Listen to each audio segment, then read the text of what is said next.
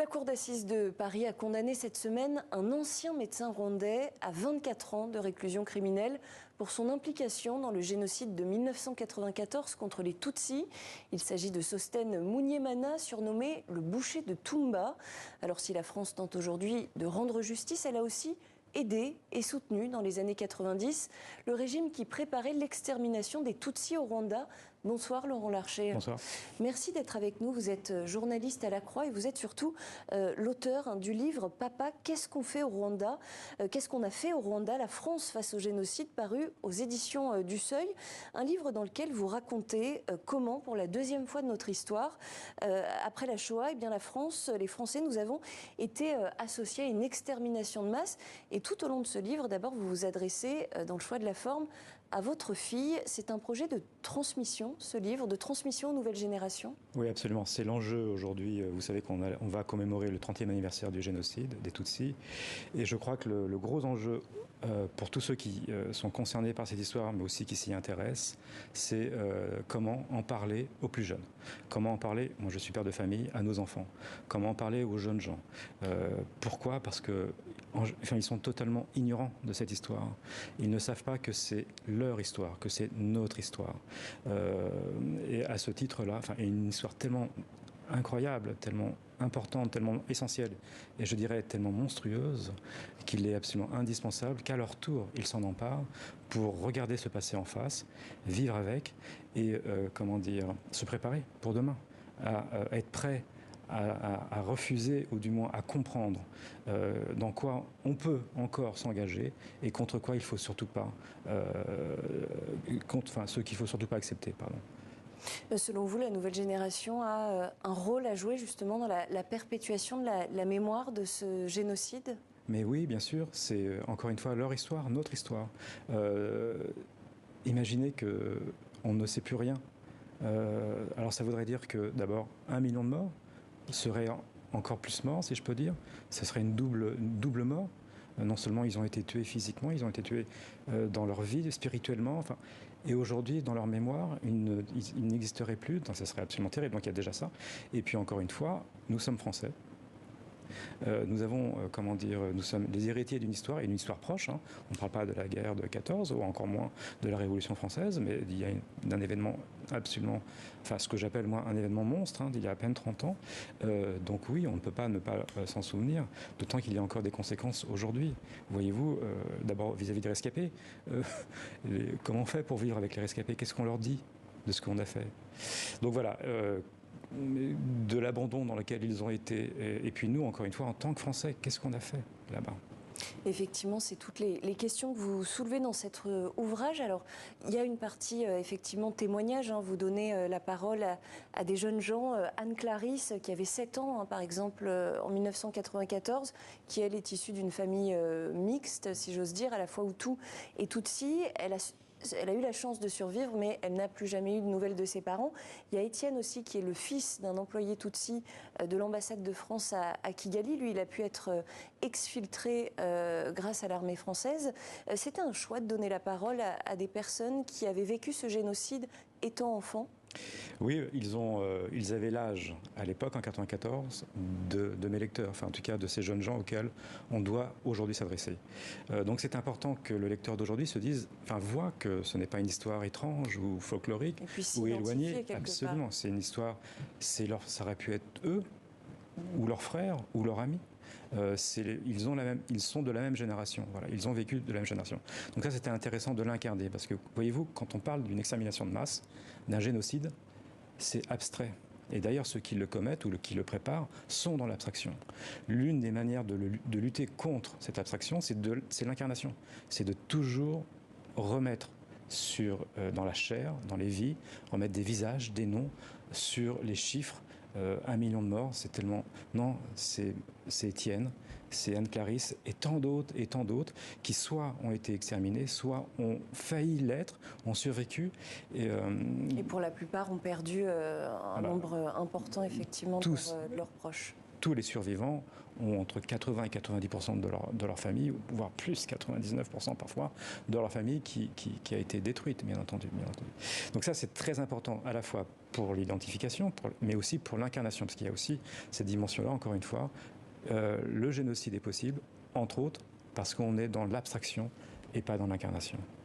Alors justement, pour tenter de comprendre comment est-ce qu'on a pu en arriver là, même si dans le cas d'un génocide, on ne peut jamais vraiment répondre à la question pourquoi, vous remontez aux sources de cette haine et vous dites qu'elle est finalement antérieure à 1994 et qu'elle a commencé à l'époque coloniale. Vous pointez d'ailleurs la responsabilité coloniale qui a établi cette distinction entre Tutsi et Hutu. Comment est-ce que ça s'est fait? Comment ça s'est opéré à l'époque? Alors ça, vous avez raison, c'est le nœud, je dirais, ou la matrice de la tragédie.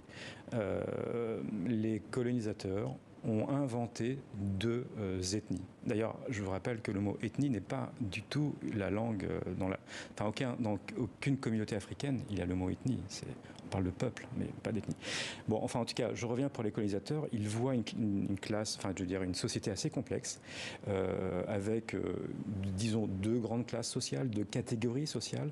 Les uns étaient plutôt des éleveurs, les autres plutôt des agriculteurs. Les uns avaient plutôt le pouvoir, du moins il y avait une royauté, une monarchie qui était entre les mains d'une famille d'éleveurs, qu'on appelait Tutsi, et les agriculteurs qu'on appelait Hutu. Et donc ils ont inventé deux peuples. Voilà. Alors que c'était la même histoire, le même peuple, ils parlaient la même langue, mais ça leur avait échappé visiblement. Ils avaient les mêmes coutumes, la même religion, ils se mariaient entre eux. Et cette différenciation, elle a été intégrée par la population rwandaise au fil des années, elle a été intériorisée, c'est ça? C'est-à-dire que d'abord, eux ont fait d'une différenciation sociale, une différenciation raciale. Et ensuite, oui, ils l'ont enseignée telle qu'elle.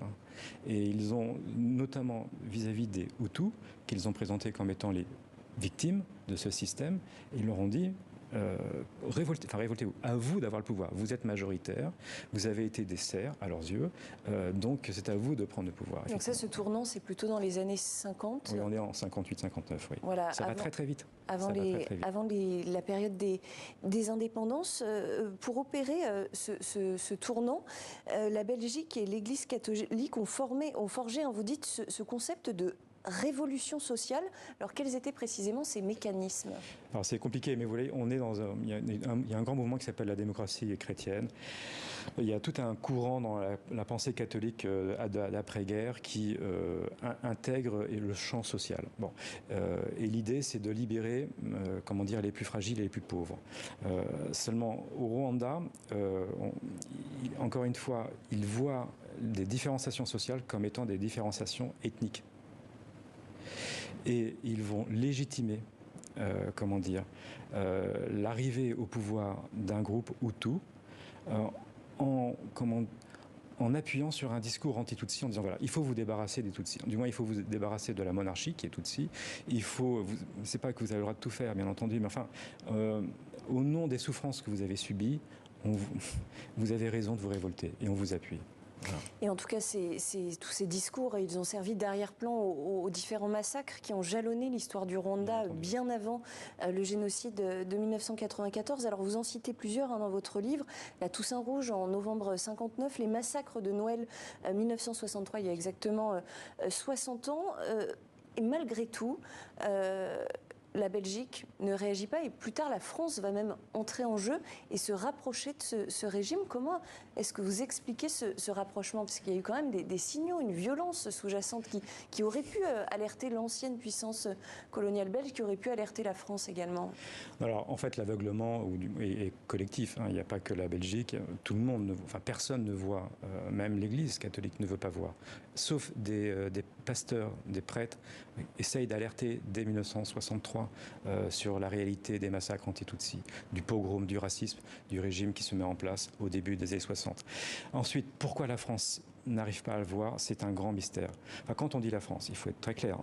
Pourquoi l'État, l'exécutif français de l'époque, et surtout à partir de 1990, date à laquelle François Mitterrand, qui est le président de l'époque, engage l'armée française auprès du régime d'Abiyarimana, pourquoi ils ne veulent pas entendre, ils ne veulent pas voir les signes qui indiquent que ce régime, non seulement prépare une extermination de masse, mais dès 90, il y a déjà des massacres contre des Tutsis. Hein. On n'attend pas 94. Il y a des personnalités françaises, par exemple, oui, de haut rang, qui ont alerté les autorités françaises sur ce qu'il se passait au Rwanda. Oui, et très tôt, et notamment, je pense bien sûr au général Varey, qui était le chef de la coopération militaire. C'est-à-dire, c'était lui qui, pour la France, s'occupait de la coopération dans le précaré français, dans toutes les anciennes puissances coloniales françaises, surtout en Afrique, ou les alliés de la France. Et donc, c'est lui qui est chargé du soutien, de l'accompagnement, de l'équipement des armées de nos amis africains. Bon. Lors d'une réunion à la fin des années 1990, au début de 1991, il rencontre l'état-major de l'armée rwandaise. Il a une réunion, puisqu'il se rend régulièrement au Rwanda pour évaluer un peu la coopération, où on en est. Et le chef de la gendarmerie, le chef de l'état-major de la gendarmerie de l'époque, lui dit, mais mon général, il faut vraiment qu'on ait plus d'armes, plus d'obus, plus de munitions, plus de mitraillettes. Alors le général Varey lui dit, ou leur dit, mais enfin écoutez, non, pour faire du maintien de l'ordre à la française, tout ça, ce sont des armes de guerre, ce n'est pas nécessaire. Et à ce moment-là, dit le général Varey, il me dit, mais écoutez, mon général, vous n'avez pas compris.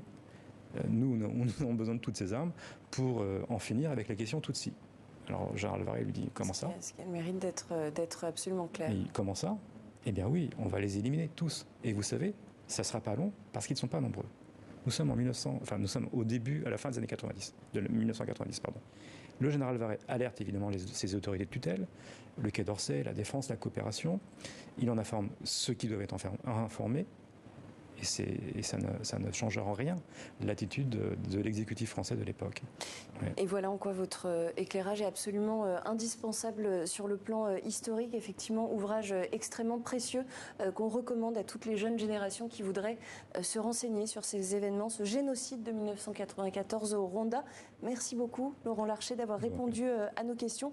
Et votre ouvrage « Papa, qu'est-ce qu'on a fait au Rwanda? La France face au génocide » est à retrouver aux éditions du Seuil. Tout autre sujet à présent, le Vatican